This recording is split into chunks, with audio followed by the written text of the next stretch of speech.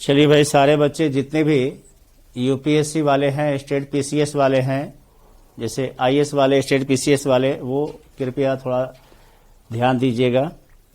मैं सामर्थ्य IAS institute के सामान्य विज्ञान के उदय कुमार सर, दिल्ली मुखर्जी नगर से कुछ आपको बताने वाला हूं। जैसे आप सभी जानते हैं कि यूपीएससी चाहे स्टेट पीसीएस यानी आईएएस या स्टेट पीसीएस पे सामान्य विज्ञान यानी विज्ञान और विज्ञान एवं प्रौद्योगिकी, साइंस और साइंस एंड टेक्नोलॉजी से प्रीलिम्स में 10 से 15 क्वेश्चन के बीच आते हैं और मेंस में साइंस एंड टेक्नोलॉजी यानी विज्ञान एवं प्रौद्योगिकी के लगभग आपको 100 नंबर के क्वेश्चन पूछे जाते हैं। तो अब जैसे समस्या ये आती है कि सामान्य विज्ञान का सिलेबस क्या है और सामान्य विज्ञान में या विज्ञान एवं प्रौद्योगिकी में मुझे क्या पढ़ना चाहिए। तो आज तो आपको एक थोड़ी सी जानकारी हम दे रहे हैं। जब आप इसमें ज्वाइन करोगे आप तो समझिए काफी अच्छी आपको टीम मिलेगी जो आपको एकदम टू द पॉइंट क्या जरूरत आपकी है यूपीएससी और स्टेट पीसीएस के एग्जाम के लिए, सारे सब्जेक्ट्स के काफी एक्सपीरियंस टीचर यहाँ पे आपको है सभी लोग सामर्थ्य आईएएस में। तो मैं भी आपको लगभग 16-17 सालों से पढ़ा रहा हूँ। तो विज्ञान एवं प्रौद्योगिकी के एक टॉपिक आपको आज थोड़ी सी मैं जानकारी दे रहा हूँ। शायद हो सकता है कुछ लोगों को ये टॉपिक नई भी लगे, ये आपने 7-8 में पढ़ रखा है, लेकिन एग्जाम पॉइंट ऑफ व्यू से काफी इंपॉर्टेंट माने जाते हैं। और अभी तो ये समझिए कि वर्तमान में ये एकदम बर्निंग पॉइंट है, बर्निंग टॉपिक समझिए है। इससे क्वेश्चन अगर आप मान लीजिए सपोज कीजिए कि अभी आने वाले 5 जून को जो प्रीलिम्स की एग्जाम होगी या मान लीजिए अगली बार जो देंगे उसमें ये टॉपिक एकदम बर्निंग टॉपिक है। ये आपको देखिए टॉपिक क्या है, सभी लोग देखिए, ये है सूक्ष्म जीव के बारे में यानी माइक्रो ऑर्गेनिज्म के बारे में। सूक्ष्म जीव, इसे इंग्लिश में कहते हैं माइक्रो ऑर्गेनिज्म।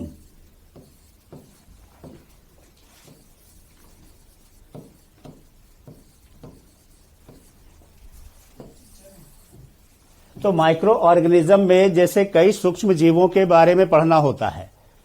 इसमें जैसे वैसे जीवों के बारे में अध्ययन करना होता है जिन्हें हम साधारणतः खुली आंखों से नहीं देख पाते हैं। इसे देखने के लिए हमें सूक्ष्मदर्शी या माइक्रोस्कोप का इस्तेमाल करना पड़ता है और इसीलिए इसका नाम पड़ गया है सूक्ष्म जीव।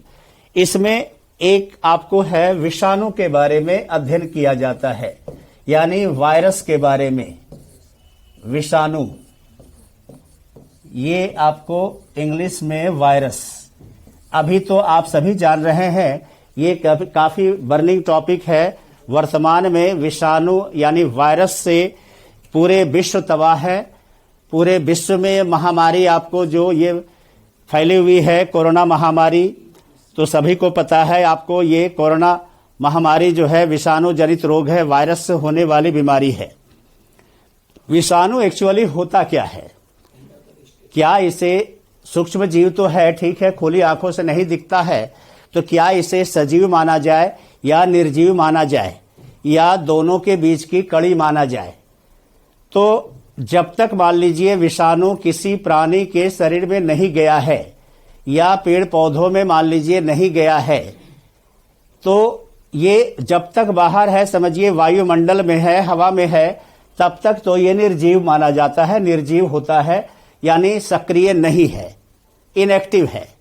और जैसे ही किसी प्राणी के या पेड़ पौधे के शरीर में गया तो समझिए ये सक्रिय हो गया, एक्टिव हो गया। तो इसलिए इसको सजीव तथा निर्जीव, ये आईएएस का ही क्वेश्चन है कि सजीव तथा निर्जीव के बीच की कड़ी किसको माना गया है। तो सजीव और निर्जीव के बीच की कड़ी विषाणु को माना गया है। और क्यों माना गया है ये सभी को पता है।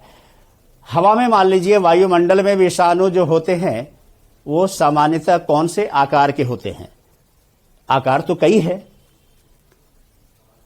सामान्यतः ये रवे के आकार के होते हैं, क्रिस्टल फॉर्म में होते हैं, रवे के आकार के। और विषाणु एक्चुअली पहली बार जो देखा गया था तो पहली बार जो विषाणु देखा गया था वो आपको तंबाकू के पत्ते में देखा गया था, और तंबाकू के पत्ते में जो देखा गया था उस विषाणु का नाम रखा गया ये टीएमवी। टीएमवी का मतलब होता है टोबैको मोज़ेक वायरस। ये पहली बार विषाणु इसी में देखा गया था।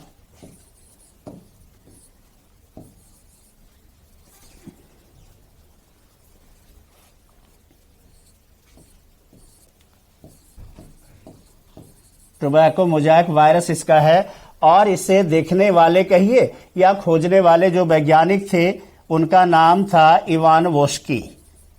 ये रूस के वैज्ञानिक थे इवान वोस्की। इन्होंने पहली बार विषाणु को देखा था तंबाकू के पत्ते में। अब विषाणु से आप अच्छी तरह जानते हैं कई बीमारियां होती है। सामान्यतः विषाणु बने होते हैं किसके? तो विषाणु जो बने होते हैं आनुवांशिक पदार्थ के बने होते हैं, जेनेटिक मटेरियल के। जैसे आपको कोशिका जो होती है उसके केंद्रक में आनुवांशिक पदार्थ दो प्रकार के पाए जाते हैं। एक आप सभी जानते हैं, एक आपका डीएनए है। डीएनए का पूरा नाम होता है डीऑक्सी राइबो न्यूक्लिक एसिड, और एक होता है आरएनए जिसका पूरा नाम है राइबोज न्यूक्लिक एसिड। तो विषाणु आनुवांशिक पदार्थ के जेनेटिक मटेरियल के बने होते हैं, और इसमें दोनों जेनेटिक मटेरियल यानी डीएनए तथा आरएनए कभी भी एक साथ में नहीं होगा। ये दिमाग में बिठा लीजिए सभी लोग, या तो डीएनए होगा या आरएनए होगा। सामान्यतः आरएनए ज्यादा होता है। जैसे मान लीजिए आपका अभी वाला जो कोविड-19 जो है, कोरोना वायरस जो है, तो कोरोना वायरस में कौन सा आनुवांशिक पदार्थ पाया जाता है? तो इसका आंसर होगा आरएनए। आरएनए में भी क्या है? डीएनए। देखिए ये तो आपको डीएनए होता है, मैं आपको यहां पे दिखा रहा हूं डीएनए।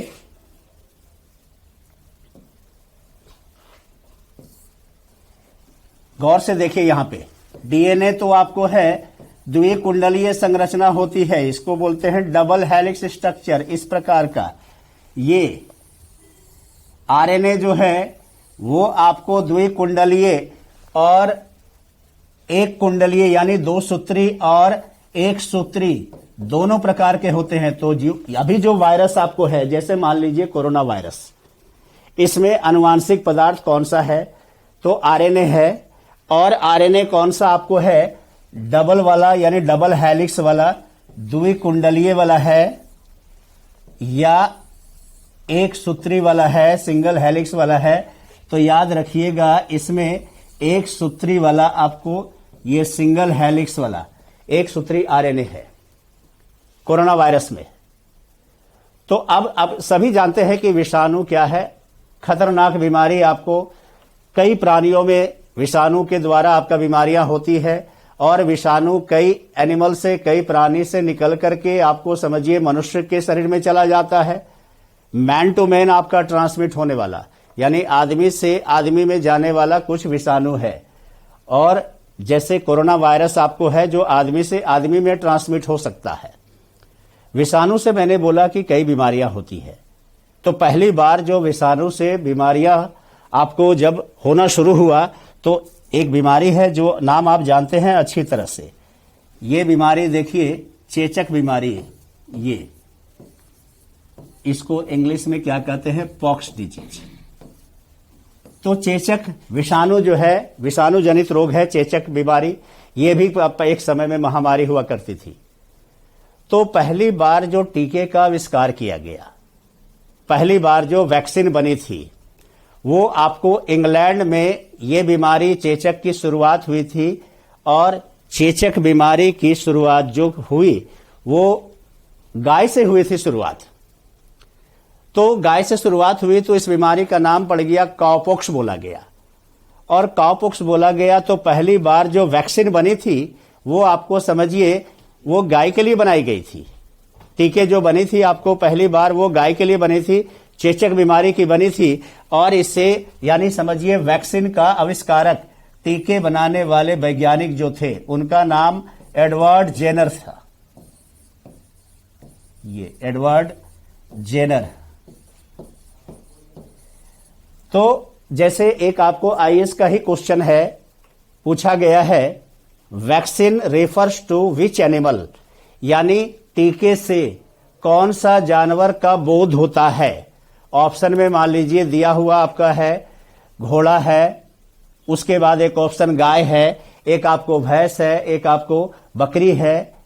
तो इसमें गाय आंसर हो जाएगा, चूंकि पहली बार जो वैक्सीन बनाई गई, टीके बनाए गए, वो गाय के लिए बनाई गई थी। तो जैसा कि मैंने बोला कि विषाणु में आनुवांशिक पदार्थ होता है, और ज्यादातर में कौन सा आनुवांशिक पदार्थ है? आरएनए है। कुछ विषाणु है जिसमें आपको डीएनए होता है। जैसे दो बीमारी है, चेचक एक हो गया, और एक आपका बीमारी का नाम सुने होंगे हेपेटाइटिस। ये हेपेटाइटिस में भी आपको कैटेगरी बनाया गया है। जैसे जॉन्डिस जो पीलिया रोग है ना, तो जॉन्डिस या पीलिया रोग जो है उसी का जब खतरनाक स्टेज आ गया तो समझिए उसी का नाम पड़ जाता है हेपेटाइटिस। उसमें भी कैटेगरी बना दिया गया है, हेपेटाइटिस ए है, हेपेटाइटिस बी है, हेपेटाइटिस सी है, इस तरह से हेपेटाइटिस जी तक है। तो इंडिया में ज्यादातर हेपेटाइटिस ए और बी यही होता है, और उसमें भी सबसे ज्यादा है कॉमन हेपेटाइटिस बी।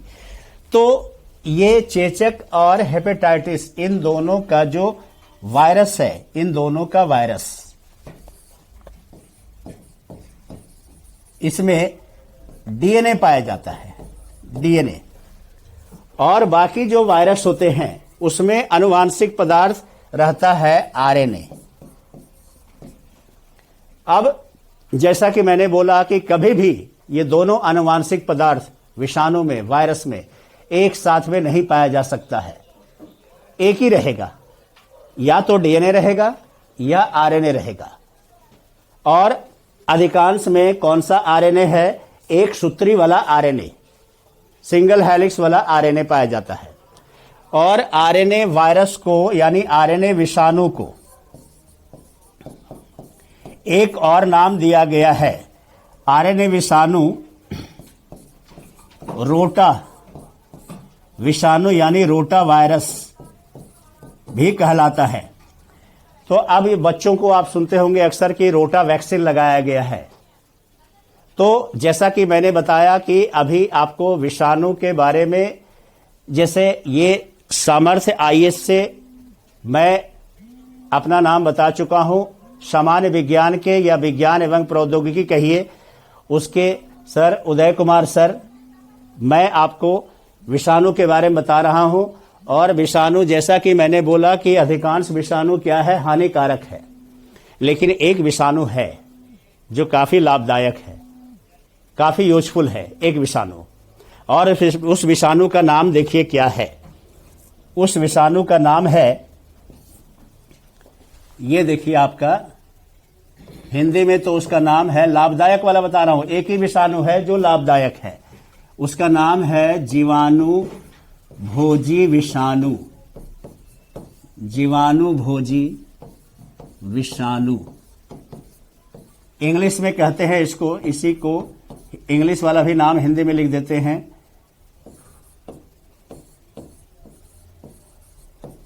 बैक्टीरियोफेज विषाणु।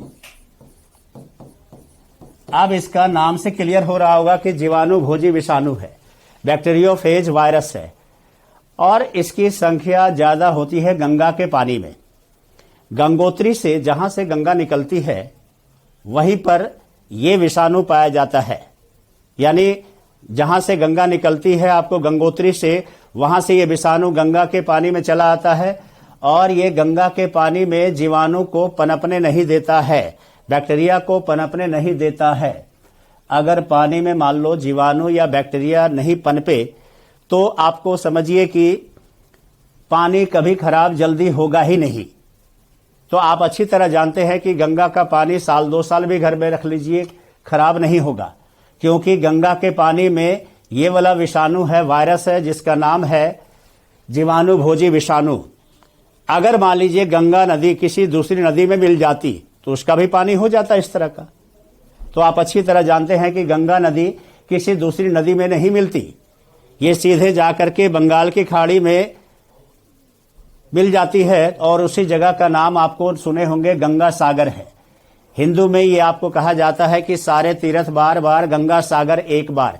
सागर में नहाना पुण्य नहीं है, लेकिन गंगा सागर में नहाना पुण्य है, क्योंकि वहां पे जाकर के गंगा नदी मिलती है।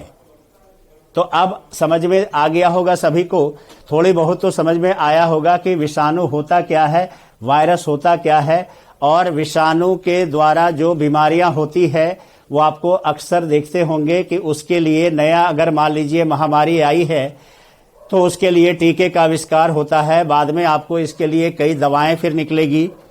तो वर्तमान में आपको कोरोना वायरस के बारे में आपको थोड़ी बहुत जानकारी आपको मिल गई होगी और टीके के बारे में समझ गए होंगे कि पहली बार आपको टीके कब बने थे, किस लिए बने थे, और गंगा का पानी क्यों पवित्र माना गया है, क्यों ये पानी खराब नहीं होता है जल्दी।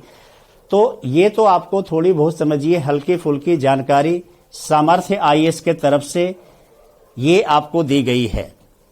तो अब अगर मान लीजिए आप जब सामर्थ्य आईएएस में ज्वाइन करेंगे तो पूरी विस्तृत जानकारी पूरे विज्ञान की आपको अच्छी तरह से दी जाएगी। ये तो आप विश्वास रखिएगा, क्वेश्चन आपको एग्जाम के प्रीवियस ईयर के बनवा करके आपको चैप्टर पढ़ाएंगे। उस चैप्टर से क्वेश्चन आपको पिछले मान लीजिए 10 सालों में जो पूछे गए हैं आईएएस में या स्टेट पीसीएस में, बहुत सारे स्टेट पीसीएस में पूछे गए हैं, वो सारे क्वेश्चन आपको साथ में चैप्टर समझाते हुए, चैप्टर का सब कुछ आपको मटेरियल वगैरह सब कुछ मिलेगा। वो आपको समझिए कि हर एक चैप्टर से क्वेश्चन इंपॉर्टेंट आपको करवाते जाएंगे साथ में, तो काफी अच्छी तैयारी आपकी होगी। तो आज मैं आपको उदय कुमार सर सामान्य विज्ञान के यहां आपको समाप्त कर रहा हूं। हम उम्मीद करते हैं सभी को काफी पसंद आएगी ये, और यहां से जो भी जानकारी आपको सारे विषय के विशेषज्ञ हैं, काफी समझिए कि लंबे एक्सपीरियंस है, अनुभव है सभी का, तो अच्छी आपको सटीक अच्छी चीजें आपको दी जाएगी ताकि आपको इधर उधर भटकना ना पड़े, कई किताबों का सहारा नहीं लेना पड़े। तैयारी तभी अच्छी होती है जब आपको कई किताबों का सहारा नहीं लेना पड़े, समय आपका बचे और वो समय सही चीज में यूटिलाइज हो। तो सभी का धन्यवाद। उम्मीद करते हैं आप सभी जल्दी से सामर्थ्य आईएएस से जुड़ने की कोशिश करेंगे।